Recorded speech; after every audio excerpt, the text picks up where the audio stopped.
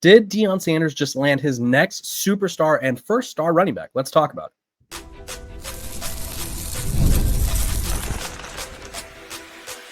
You are Locked On Buffs, your daily podcast on the Colorado Buffaloes, part of the Locked On Podcast Network, your team every day. Welcome to Locked On Buffs. I am your host, Kevin Borba. Today's episode is brought to you by Monarch Money. Take control of your finances with Monarch Money. Use code LOCKEDONCollege at monarchmoney.com for 50% off your first year. We are also brought to you by the Locked On Podcast Network. It's your team every day for free and available wherever you get your podcasts. So make sure to like, subscribe, follow so you don't miss out on any of our Colorado coverage. Joining me today is my FCS insider, Zac McKinnell. Zac, you cover all things FCS for various places, and I figured what better way to discuss three of Colorado's most intriguing transfers than with you. So thank you for joining us. Appreciate you, man. Always love hopping on the show. It's been a while since we've been on here, and excited to chop it up about these FCS guys. Yeah, I think you do a great job really following the FCS in its entirety. I think, and this probably is going to sound stupid to you, but for some people that don't really register how much or how involved you are with the FCS, like Zac covers the FCS probably as well as anyone, as deep as anyone. He could probably name almost every team's starting 11 on both sides of the ball. So he knows a little thing or two about the FCS level. Zac, let's talk about Colorado's one of their top transfers, and the one that I'm pretty excited about, Dekalon Taylor, 5'9", 166, running back, 152 carries for 909 yards, 9 touchdowns, 6 yards per carry last season. He also made an impact in the return game and the receiving game. And here's my theory. I think he could be Colorado's first star running back. And I say this because Colorado hasn't had a star running back, right? We talked about it off air. Deion Sanders has yet to have a 100-yard rusher in Boulder. I think both years their leading rusher at Colorado had like 300 and some change, right? Which is, there's guys who are doing that in a game sometimes. So what do you think Dekalon Taylor can bring to this team? Do you think he has that star potential? Yeah, I think he does. I mean, he was supposed to be kind of like the feature guy in Incarnate Word this upcoming year, who's going to be a really, really good team. I just think for Dekalon, I think what Colorado probably had to sell him on, because the reason I think he transferred when he did, right, because he didn't go in the first window, which is when you see a lot of top FCS guys go. Incarnate Word was bringing Dekalon back, was bringing Lontrell Turner back, and on top of that, too, added another All-American running back from conference rival Nicholls State. So you look at that room, he was probably looking like, I'm going to be the feature guy, but now look at all the carries I'm going to have to split. And they have 3 1,000-yard receivers coming back. So only one football. I think this was the best move for Dekalon. I think what he brings that a lot of other running backs in the portal don't is just his versatility and how he can be used. You know, even when he's not running the football in between the tackles, he can catch out the backfield. He's an impact guy on special teams. His first 2 years in Incarnate Word was the primary kick returner. Last year was the primary punt returner, along with the starting running back. You can line him up outside and 5 wide. He's athletic enough to hold his own out there against some of the top safeties, corners, linebackers, depending on what you put on him. But I do think he's got the one thing I do question for him is, can he be a 25, 30 carry guy? I don't know, just because of his size. But if you're looking for an explosive option out the backfield, Dekalon Taylor's your guy. And I really do think with how creative Colorado likes to be with their offense, he really fits the mold of a guy who's going to be very successful in Boulder. Yeah, and I think the one thing that a lot of Colorado fans are looking forward to this year is obviously losing Deion Sanders, one of the best quarterbacks in the country last year. Big deal, right? It's detrimental. I think he and Travis Hunter masked a lot of the issues that this team had, such as the worst offensive line in college football, the worst run game in college football. So now that he's gone, it's like a bittersweet thing, because it's like, okay, we just lost one of our best players, one of the best players in the sport, but now our offense has to like make adjustments, has to get better in other aspects. And so I think they have a good room of running backs. They have Dalin Taylor, who transferred in from Ohio State. They have Michael Welch, who was a 3-star recruit that sort of burst on the scene a little bit last year. But no guy has really claimed that top spot and been like, hey, I could be the bell cow. And so I think Dekalon comes into a running back room, unlike the one that you were talking about over there in San Antonio, correct? If I'm not mistaken, in San Antonio, where it's one of those things where he was going to have to split carries, where in Colorado, if he wins the job, he can be the guy and just have some reinforcements with him, because both Micah and Dalin are sort of bruisers. Whereas Dekalon, he's a speedster, right? I think the one highlight clip everyone posted as soon as he committed was his 97, 94-yard touchdown run, where after I think he got past the linebackers, no one touched him. No one was within 10 yards of him. So he brings a new dynamic, and you talked about his special teams ability. Colorado wanted more of that. Deion Sanders said we need someone who can make an impact in the kick return, punt return, and he does all of that. And so I think, and that's why I'm very adamant about him having star potential, he just has the mixture of everything Colorado is looking for. Now, in your opinion, knowing what I say now, which is they have a couple running backs, but no one's claimed the job, and they need to run the ball more. They have Caden Salter, who's probably an RPO, probably going to help out in the RPO. Where do you think he fits in? I think he could be a starter. I'll say this: I'll be shocked if he's not at least a starter on special teams. I would be mind blown if he's not the starting kicker, punt returner. But in terms of running back room, I think he's probably the 1A at worst 1B guy. And like just you said, you guys have two bruisers in the backfield that are really going to make their hay in between the tackles. Dekalen's going to live on the outside, and he's a perfect complement to what you guys already have. And I would say that he's probably got a spot locked up, and then the other two guys in Micah and the other returner you mentioned, those guys are probably fighting for the other running back spot. Most offenses run through two running backs, right? You really, unless you have like Ashton Genty or someone like that, you would like to have two. You look at what Ohio State did really well with Quinshawn Junkins and Travion Henderson. When you get to Kalen with one of the bruisers, that's kind of the balance you get where you have a guy who can be your every down in between the tackles back and a big play hitter, which you kind of got with Junkins. The underrated part of the Kalen's game, though, you mentioned you hear the height and weight, and you're like, well, man, if he gets hit, he's probably going down on first contact. He's probably not a guy who's going to run through people. He still had almost 600 yards after contact last year. So he was really good at making the first guy miss and getting yards after contact. And on top of that, too, he averaged over 6 yards per carry, really lived off the edge. But even when they did run him in between the tackles, he still was getting 4 to 6 yards per pop, which is what you want to see. I would say don't be fooled by his height and weight, because that's you get that with Burners. He's a lot more physical behind he brings some physicality behind the pads that you don't get a lot with undersized guys. Yeah, and I think it's funny. You say he has like over 600 yards after contact. Colorado's leading rusher had 384 yards total rushing last year. So they do need a burst. Let's go into your FCS roots, right? You were right then and there when Deion was hired at Jackson State. You were front and center for all of that. How will he have to change his personal philosophy to lean on the run game more? Because, I mean, tell the people the stat that we talked about off air. Yeah, I mean, I believe he only had like 6 or 7 games at Jackson where they had a 100-yard rusher.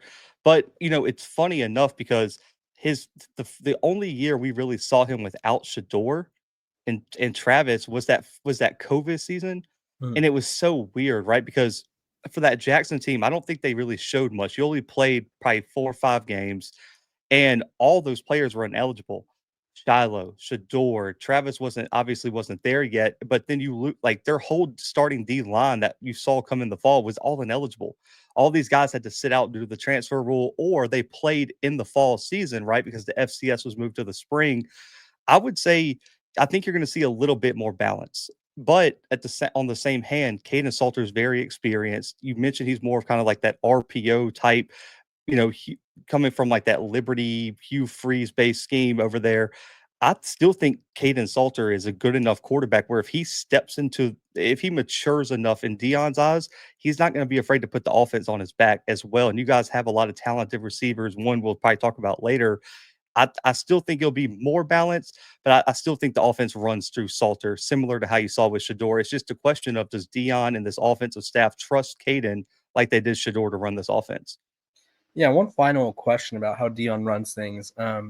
He changes a lot of coordinators, right? I said this the other day, and I think I got a little blowback from it, but I was like, I don't think people realize this. I think he's coached for what we'll call it 5 seasons, right? Counting the COVID year. I think he's had 6 or 7 different offensive coordinators. I think this is the first year that he's gone into a season with the same 2 offensive and defensive coordinators. So how big of a year is this for Pat Shurmer?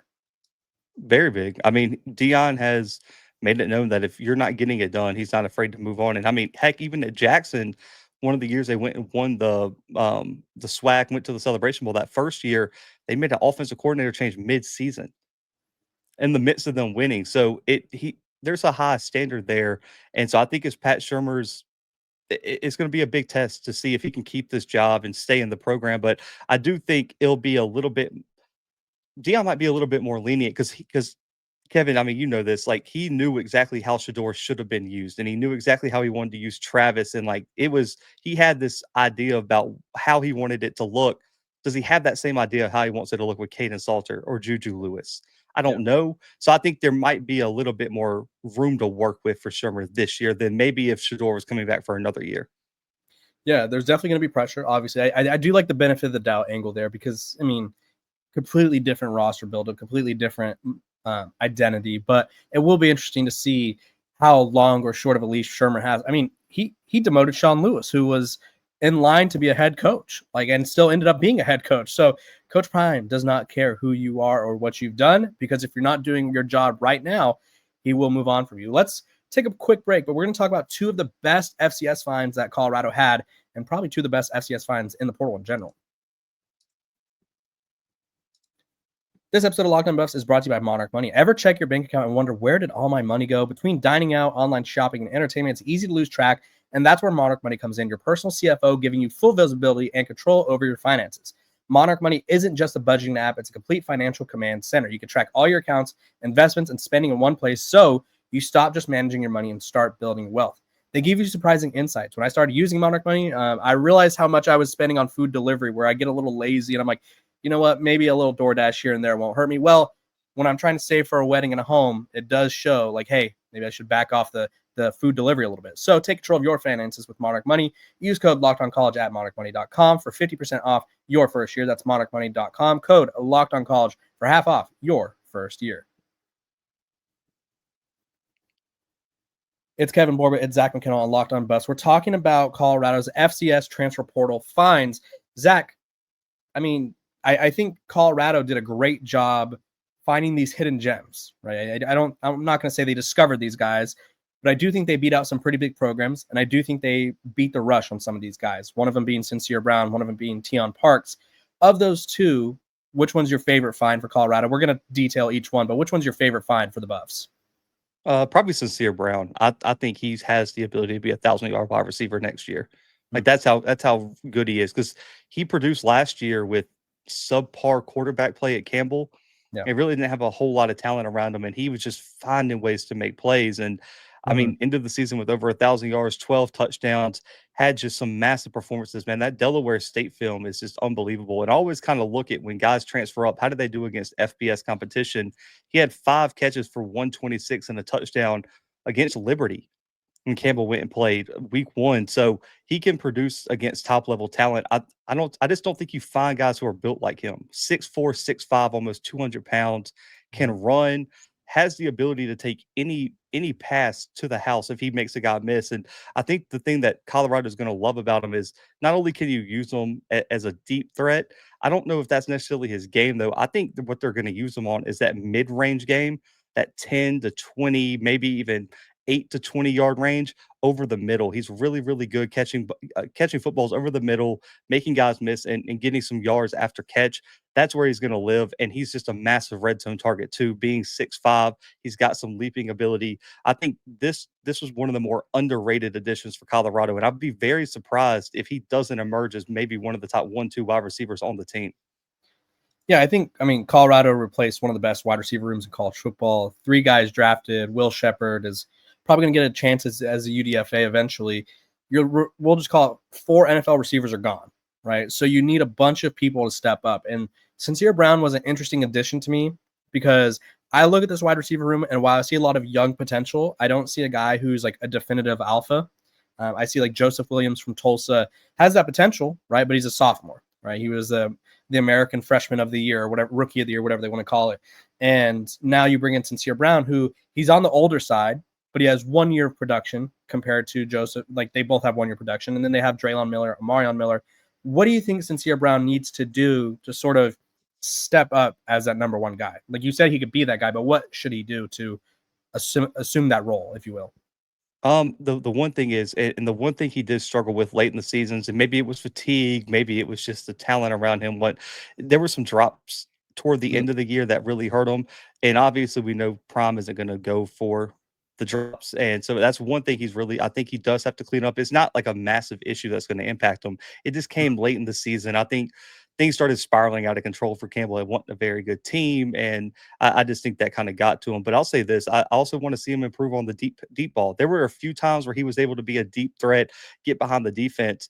But if he can on top of that keep his mid range game together and is underneath, because a lot of times with Campbell, they were not a very good offense, Kevin, so they weren't able to set up a lot of deep passes. So maybe that was it, right? They had to run a Mhm. lot of underneath, a lot of screens, drags, something over the middle, and he was their best playmaker. Like everyone knew the ball was going to him, and I think at Colorado he's going to be surrounded by more talent to unlock that. So maybe these issues that we're talking about to improve on are things that are going to be fixed by just being surrounded by better teams, being in a better offense. But I think Brown right now, like you said, there's so much inexperience. Colorado had the most players, wide receivers drafted in the NFL draft. They needed a guy like Sincere Brown that can come in right now and be a day one starter, and that's what they got. Yeah, I'm pretty excited about this new wide receiver core because we're going to really see, one, the evaluation abilities of Colorado, and two, the development abilities of Colorado. Because it's like, okay, you now don't have, because I think people forget this, but they got Jimmy Horn after he was proven. The year before, excuse me, 2023, they got Xavier Weaver as USF's all-time leading receiver. Travis Hunter has always been that guy. Will Shepard comes in as a guy who produced at the SEC level, excuse me, and LeJontay Wester had 100 catches at FAU. But all of these Colorado guys are freshmen, sophomores with some experience, not too much. So Sincere Brown has, I think, a clear path to being that wide receiver one, but Colorado has a big development period ahead of them. Let's talk about the other FCS find that Colorado had that I think is probably one of the better defensive finds in Tion Parks, the corner out of Illinois State. I'll give Colorado fans a little background, right? You lose Travis Hunter. Yes, we're talking about him again. He played two positions. I don't know if you guys knew this, but he played two positions really well. And so you're replacing him. You lose Colton Hood to the transfer portal. And so you bring in Tion Parks. And I think he went from depth piece to possible starter. What do you see in Tion? Yeah, I still think he can compete for a starting spot. He's a little less proven though than what Sincere was. Sincere was a star of Mhm. that Campbell team. You look at Tion, he didn't start till I believe week 7 or 8 for Okay. Illinois State. He Mhm. kind of, it was what his sophomore year last year, if I'm not mistaken. Kind of coming into his own, and I think he had a big year last year, and he took a massive step forward as a defensive back. But we know that the step up in competition is a big adjustment period. But he did play over 700 snaps last year because even when he wasn't starting, he was still averaging 30 to 40, sometimes 60 snaps per game, even as a rotational guy. Had a really, really high coverage grade last year. And I thought he played really well as a starter. There were some growing pains, though. He got picked on against some elite competition in that playoff game against UC Davis, who very, very creative with their offense. But you look at what he did, he had 9 pass breakups or 11 pass breakups, only 1 pick, only allowed 3 touchdowns, only allowed 17 receptions on 45 targets, less than 175 yards allowed against him as the primary defender. We'd love to see it. I think he's going to be a guy that can step in, compete for playing time at the corner role. And I'll be interested to see. There was some times where he played a lot of his snaps at corner, but there were times where Illinois State would rotate him to free safety, put him in the box as kind of like a nickel, downhill linebacker type safety. I'll be curious to see how versatile Colorado plans to use him, but I think he will be a guy you could stick at corner and trust because he has that experience, especially from last year. I think working with a guy, Deion Sanders. I don't know if people have heard of him. He was pretty good cornerback in the day. I think he was decent, right? But yeah, I think he'll have a lot of developmental opportunities in Boulder. Before you go, Zach, tell me, of the three players, which one do you think has the best opportunity to be a star for Colorado in 2025? I still think it's Sincere Brown. I Okay. really do like Dekalon Taylor, and I think he'll probably make his. He's just so versatile. You'll probably see a lot of him with the special teams role, but Sincere has the possibility to be like an all Big 12 type of season, where he could be one of the top receivers in the conference, potentially in the country. I really do think he was slept on at the FCS level just because he was on such a bad Campbell team last year. With the upgraded talent around him, with better quarterback play, I really think Sincere Brown is a budding star and potentially could work himself into NFL draft conversations going to Colorado. So I'm not always for FCS guys transferring up because there's some guys who just go up chasing the bag, get put as a backup and sit the bench, and there goes their NFL dreams. Sincere Brown's a guy who's going to transfer up and probably make a lot of money at the next level with his size and athleticism. Awesome. Well, you guys probably loved what Zac had to say. Zac, I loved what you had to say. So if you want more of it, Zac, where can they find you? Yeah, you can find me on the Blue Bloods on all podcast streaming platforms and YouTube, FCS Football Central on si.com/college/FCS, man. Awesome. Well, thank you for joining us. When we come back, we're going to be talking about Colorado's Auburn transfer edition with another Zac Blackerby of Locked on Auburn.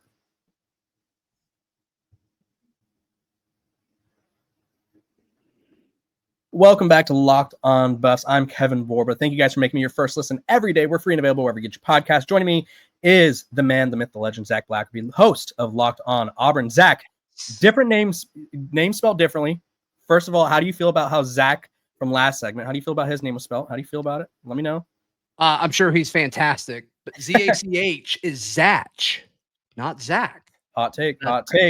Let's talk about something that we respect more for your opinion about your Auburn expertise.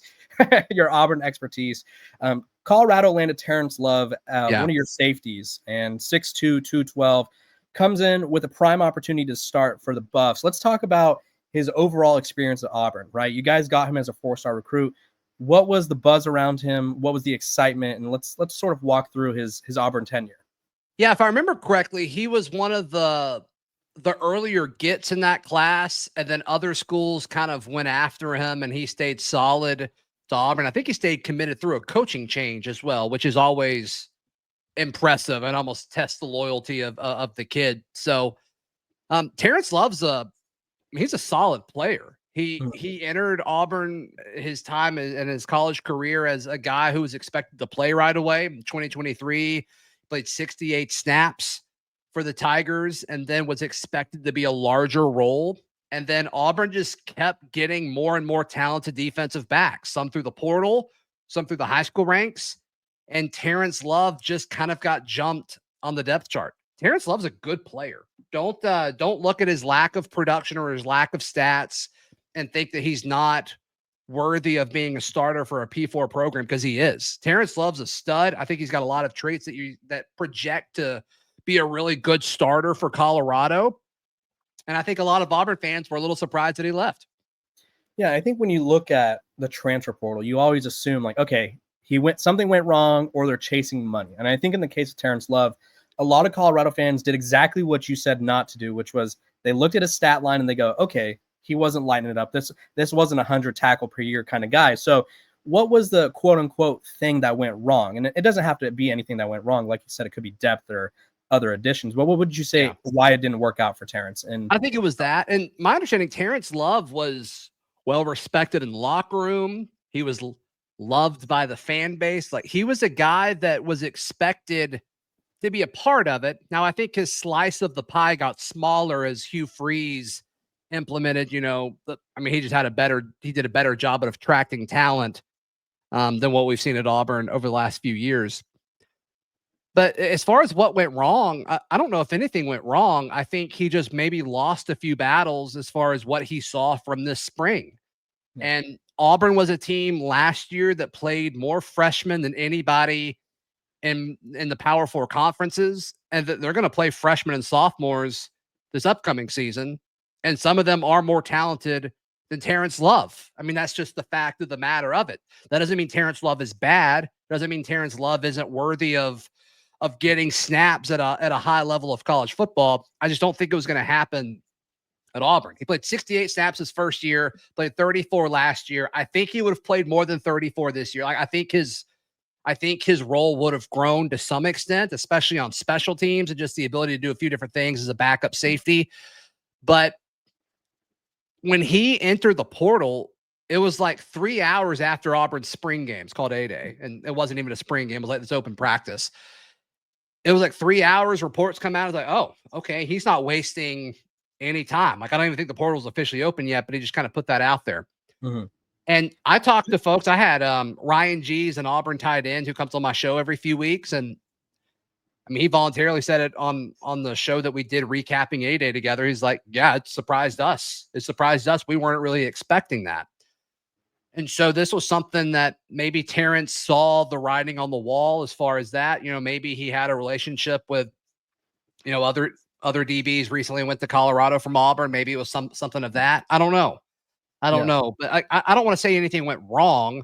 Mhm. I just think he slid down the depth chart more than he expected, probably more than I expected. But Terrence Love's a good player. Yeah, and I think to take the glass half full empty, or excuse me, the glass half full approach, half empty, half full.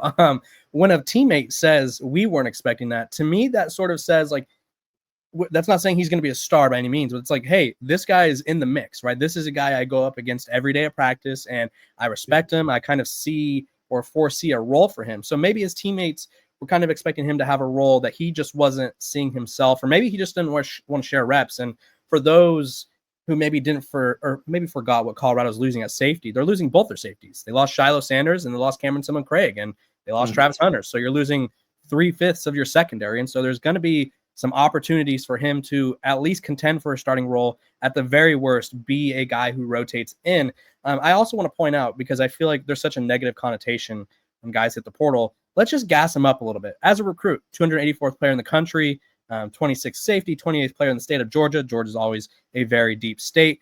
39 offers. He had Auburn coming after him. He had Alabama coming after him, Arkansas, you name it, he had them coming after him. So the potential to be a possible NFL draft pick or possible starter is still there. Maybe he just needs to work with a guy, Deion Sanders. Zach, I don't know if you've heard of him. Pretty good defensive back in his day. He was okay from what I've heard. What do you expect from him in Boulder? That is Terrence Love, not Deion Sanders. Yeah. No, I mean, I don't know Colorado's roster. I know what they lost just because I follow the draft, but I think Terrence Love is good enough to compete to be a starter in most schools throughout college football. Like I'm high on Terrence Love. I was bummed to see him enter the portal, and it seemed like he had his sight set on Colorado pretty early on. And maybe part of that sales pitch was Deion Sanders. I mean, that makes a ton of sense why a DB would want to go and play there. Yeah. And I think Terrence Love just wants an opportunity. I don't think he's a guy that's chasing NIL and chasing money and chasing fame. My impression of Terrence Love is he just wants to play football, and he wants a chance to play a larger role, which is the only reason I think he would have left. I think he was compensated fairly at Auburn. I think he had his role defined, and maybe it could have grown over the course of, his final 2 seasons of eligibility.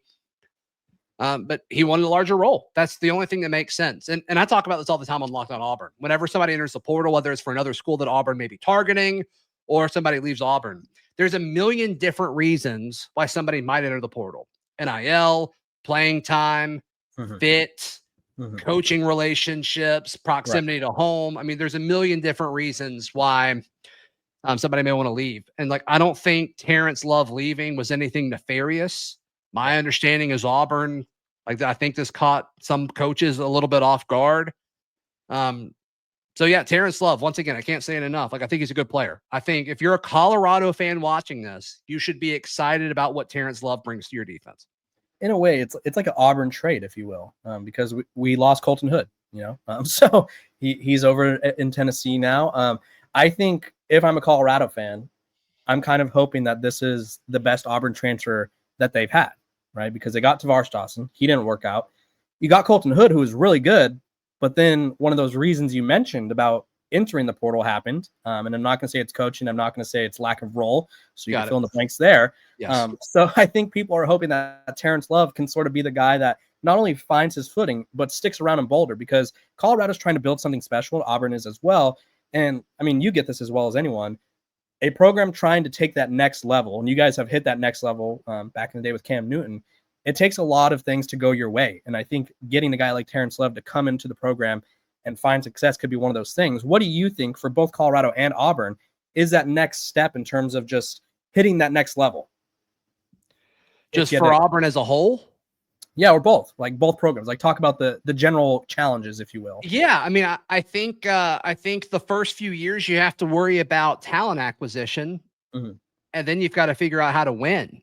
Yeah. Now, I do think Auburn's, next step and Colorado's next step is different. I mean, replacing a quarterback. However, Auburn pursued Juju Lewis a ton. And then Caden Salter was coached by Hugh Freeze at Liberty. So more weird Auburn, Colorado connections. But, so whoever that guy is he going to be good as Shurmer was? I don't know. Those are some pretty big shoes to fill. I don't care about where he got drafted. He was a really good college quarterback. Right. I think better than Dylan Gabriel, honestly. But Some now might they're say. teammates. And then obviously, Travis Hunter was the best player in college football when healthy every time he stepped on the field, even when he was back, before he got to Colorado. So, replacing those guys is a big deal. Mhm. Is Deion able to do that going into the season? I don't know. We'll see what happens with Juju Lewis and Caden Salter. I think both of those guys have really high ceilings, and I think the system works. But I don't follow Colorado closely. Seems like they got to fix the trenches on both sides of the football. Terrence Love doesn't really help you on that front. But as far as like elevating to the next level, from the Auburn point of view, they needed to attract talent to compete with the other big dogs in the SEC. From the Colorado perspective on the outside looking in, I think it's figuring out how to focus on, maybe the 20th best guy to the 40th best guy on the roster, getting better there. Because I think the top heavy talent, the top 5 guys on Colorado's roster could compete with anybody. It's the depth. Yeah. And I don't know how they've done with that, but I will say that Terrence Love helps with that. Yeah, and I think that was kind of where I was leading you to a little bit, is depth is everything. And at the worst, if Terrence Love is a guy who could come in and play X amount of snaps per game, that's a big deal for Colorado. So, Zach, I appreciate you providing your expertise, entertaining me, if you will. Tell the people who eventually they're going to need more Auburn coverage, because we have this little trade package going back and forth every year, it seems like. So tell the people where they can find you. I feel like I'll need to send more our way if we're going to keep doing this. I guess, probably. I think so far we've given you future compensation is what it seems like. Who's the safety that we got from y'all? He was at Bama. Jaquez Robinson. Yeah, that was our contribution. I'm guessing by the fact that you had to ask, he hasn't contributed. I think he had a decent spring, I guess. I haven't heard much about him. The same way you check out Locked On Buffs, you can check out Locked On Auburn if you want to hear more about future Colorado Buffs, I guess. Maybe. We'll see. Yeah, I mean, just pick one out on the roster, and he's probably going to come to Boulder eventually. So appreciate you guys for tuning in, making me your first listen of the day. We are free and available wherever you get your podcasts. So make sure to like, subscribe, follow, share this with your mom, your dog, your friend. I don't care. Share it with someone, and we'll have some fun. Appreciate all of you, and we'll see you tomorrow.